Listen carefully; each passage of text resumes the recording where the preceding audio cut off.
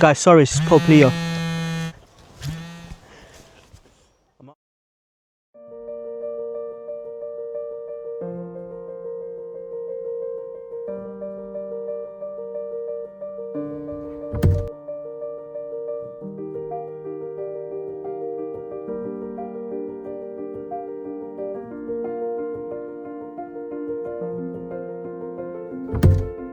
My name is Deacon Chris. I was ordained as a deacon in December 2025. I'm placed in a parish in Corby, and I'm due to be ordained a priest, God willing, on the 20th of June 2026. Jesus Youth Priests have a specific calling to serve the Church through the charisms entrusted to the movement by the Holy Spirit. And this is very important because movement is not an organization or a company in that sense, but an ecclesial reality that was inspired and founded by the Holy Spirit. The priests support the spiritual needs of the movement, especially to cater to youth, young adults, and families.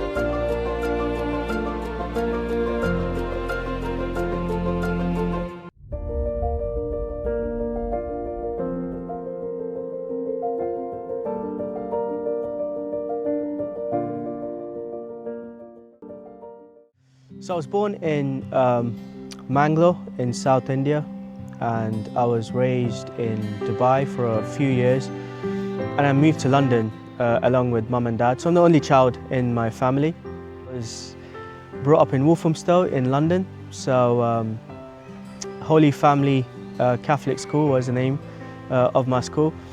Made great friends, but of course, due to its nature being in London, it was all gang culture, and my school particularly was, as they say, in the hood, you know. In terms of faith, I wasn't really there. Faith really didn't make sense to me. Catholicism, Christianity, the whole aspect of one God, three persons, church, none of that made real sense. And because it didn't make sense, I kind of drifted away from faith. Parents are very devout, even now, they're super devout, the holiest people I know. And that meant that even in our family, that was kind of manifested. Every day, my dad used to wake me up at like 5:15 or 5:30 for like family prayer. And that was very important in the house. So my mum and dad would wake up, I would wake up, and I would have no idea what we were saying, but you just say it because it's a family prayer. So they were very devout, and that was kind of inculcated within me. My mum was very instrumental in kind of teaching me hymns at a very young age. So after the rosary, I still remember we used to have a hymn book from Dubai, and we used to sing these hymns, and my mom used to teach me these hymns. So my mom's rule was Sunday at Mass, I had to altar serve no matter what. Every day, 7 o'clock rosary. So these two things were kind of shaping me, even though I wasn't aware of it. It was shaping me, and it was providential, because I think all those kind of spiritual exercises and disciplines helped me to kind of, you know, become who I am. Even though I wasn't in faith, it all kicked in later on when I was brought to the faith. Music was something that was always in me. So during my teenage years, I started kind of producing music as when I was 12 or 13.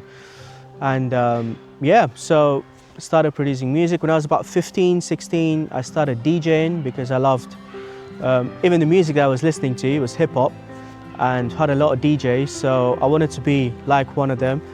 And so I started DJing, and sound engineering kind of came later on. But all of these were just because I loved music and they were my hobbies. But I took music production seriously. I made a lot of money from music production. I think made enough to buy trainers every week and buy, you know, clothes branded, that too. very often. It was only until I kind of discerned priesthood that it no longer became a priority. As you discern your vocation and priorities change, and it slowly kind of takes a back seat. It's this great parable of Jesus kind of saying, you know, when you find the parable of the great pearl of great price, you find it and then you go back and you sell everything that you have because you found something that's more important, that's more like a pearl, a diamond, you know. So yeah, when you kind of encounter Christ, the rest of it just becomes secondary or even way low down the priority list. And I think that was the same for me. When I was 13, I think because of the place where my friends were from, and because of gang violence and all of that, one of my close friends, best friend really, was stabbed to death. And we were supposed to go to the cinema and watch a movie, so he called me and I was like, yeah, let's go. And yeah, he never turned up. And so then I got another phone call saying, oh, he's been stabbed. And then I went to the crime scene, and all I remember was just blue lights and, you know, the police marquee. And then I just saw him, and to that horror, that was the first moment I was kind of frozen.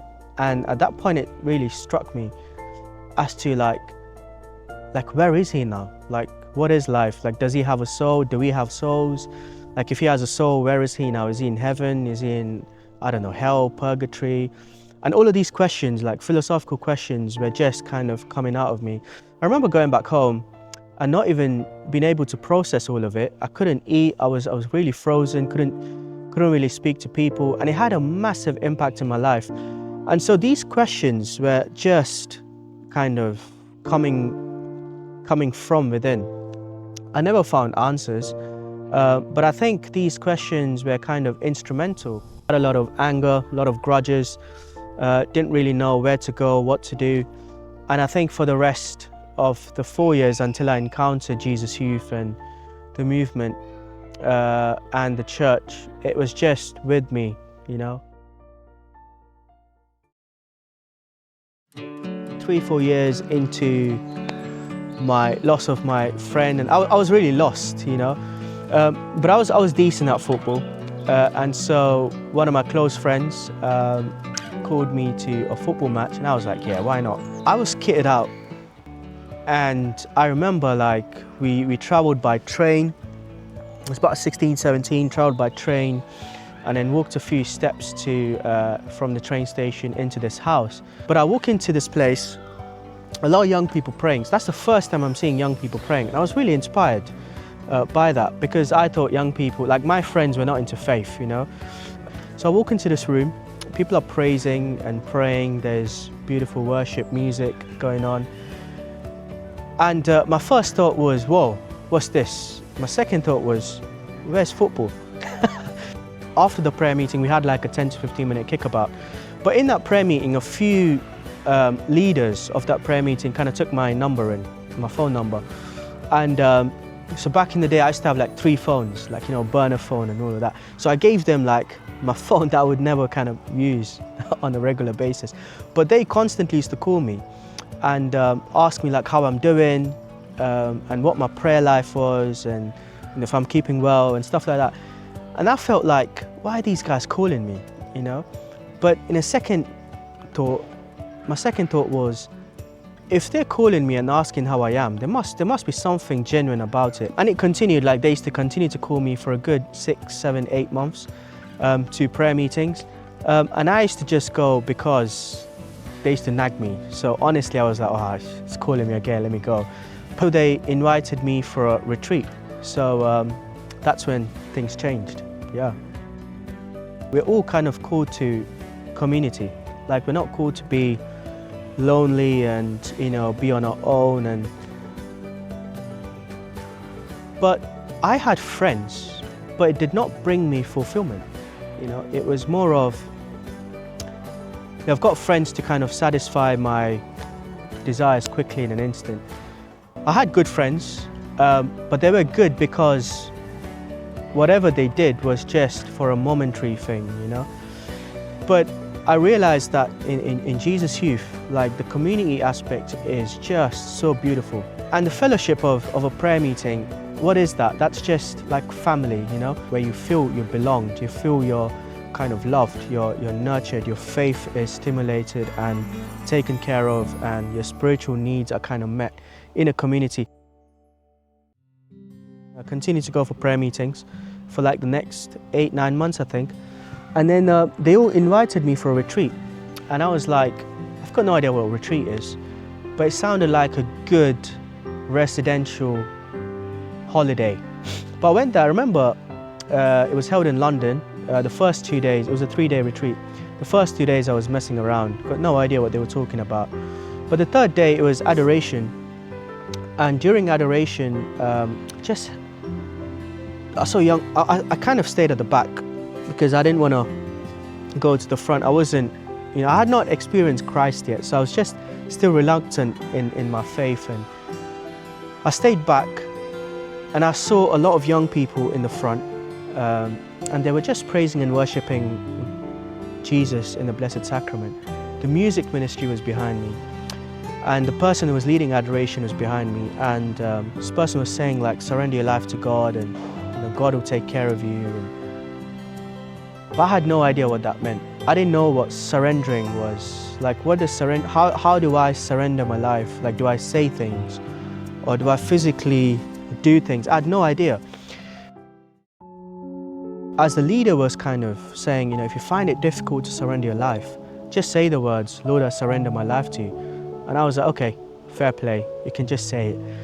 And I said these words, you know, God, Lord, if you exist, because I wasn't even sure if you existed, if you exist and if this means anything to you, like, I surrender my life to you. And I remember at that moment, like, there's something happening in me. I don't know what it was, but I just closed my eyes and I just went into tears, and I was weeping and crying, and I was weeping. And so I don't even know why I was crying, but I was weeping, and in an instant, I just had like a vision where I was lonely in an island, and there was a person dressed in white kind of coming towards me, holding my hand up and walking a few steps forward. And then I just opened my eyes and I could just see me and the Blessed Sacrament, and the Blessed Sacrament just staring into my soul. And for a moment I was like, whoa, that was powerful. And I looked around and there was no one there. And it was just me and Jesus. I was there on my own for like a good 25-30 minutes, and people had packed up and gone away. And they saw me crying and all of that, and they had just gone, and I had no idea. A profound moment of conversion. That was the time when I think I experienced the person of Christ. And that was very important, because God then was no longer like theology, just theology. He wasn't just ideas and, you know, it was just a personal kind of a loving embrace of God the Father, and the experience of Jesus within me, and the Holy Spirit like in me, just kind of helping me understand in a very like small ways, like there is a God who loves you, and whatever you've gone through is not the end, but there's a new life that's going to be laid ahead of you. After I finished my A-levels, I did philosophy and psychology in Maryvale, which is an institute in Birmingham.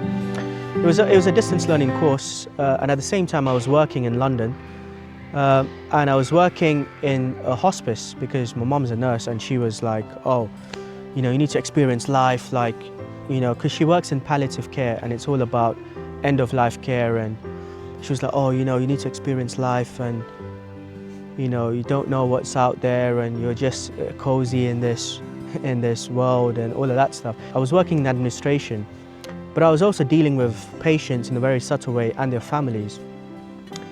So a lot of people would come in, and it's a very sensitive time in their lives because, you know, it's their last stages of their earthly life. And So it brought a different perspective to the fragility of my own life. It was a Catholic hospice, and so every day there was Mass. And so I used to work, and during my lunch break, I used to just go to the chapel where I used to go for daily Mass. And I kind of fell in love with Mass and adoration, because it was during adoration I experienced God. And so daily Mass became like a habit, and it fitted in with my daily schedule. Worked for 4 or 5 years. My second year, I kind of received the Eucharist, came back, and I sat down, and suddenly, like out of nowhere, this thought of priesthood started coming in. And yeah, I didn't really want to get distracted with this thought of priesthood. But one day, I remember going back home. My dad used to watch EWTN on a regular basis. And as I was going past the living room, I saw a Franciscan friar on EWTN. Massive beard, scruffy looking. But there was something about his message and the way that he kind of, spoke that captured me. And I saw at the bottom, Franciscan Friars the Renewal. I looked them up, and it was about 20 minutes away from home. I didn't even know they were there. But I remember going and visiting this friary in Canning Town. Just knocked on the door, and then a priest opened, and I said, hey Father, do you have a couple of minutes to chat? And then broke it down to him. I said, I'm getting these thoughts of priesthood. For the next couple of months, like, he became kind of a spiritual director, kind of helping me out, directing me, helping me to really understand, like, what is going on within me. And then at the same time, I told 1 or 2 people within JY who were really close to me, who I used to go on a regular basis to pray with. I kind of spent about 4 years trying to understand this call to the priesthood. I had no idea what priesthood really is, apart from priests. I didn't have any idea about religious priests, diocesan priests. So I was looking at all sorts of things. I think after 2 years of wrestling with this whole idea of priesthood, I realized, like, if this was my thought, it would have just faded away. But because this thought is growing stronger, and I'm kind of getting a deeper conviction to this, maybe it's God. And so I kind of surrendered myself. It was very difficult to kind of, let go of things, especially some things that are very dear to you. But in the movement, we've got this beautiful training program called Full-Timership, where it's, you have 30 days training, and then you have like a year-long formation. You're sent to a place for a lifelong commitment. And I attended one of these trainings because someone told me it would be beneficial for my discernment, to take it as a year of discernment. So I was placed in Uganda, in Africa. And that year was really formative to kind of make a decision about priesthood. I came back and I was like, oh yeah, I think it is certain that the Lord is calling me. I just need to take this forward.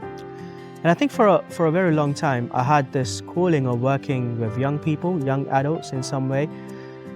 And I didn't know how that would look when it came to the Franciscans. In a very small way, I knew how that would look with Jesus Youth, because the charism of Jesus Youth is to work with young adults. When Jesus Youth Priesthood came into the picture, I was kind of discerning with it. And then there was this, in kind of prayer, there was this deep conviction that, within the movement, there were so many people who helped me. I was lost as a young adult. And within the movement, people helped me encounter Christ. And maybe as a priest, I could be of service purely to young adults, giving them a platform to really encounter Christ.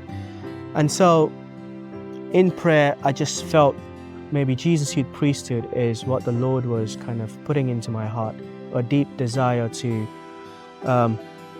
work with young people. And I really believe in the spirituality, the mission, the charism of the Jesus Youth movement.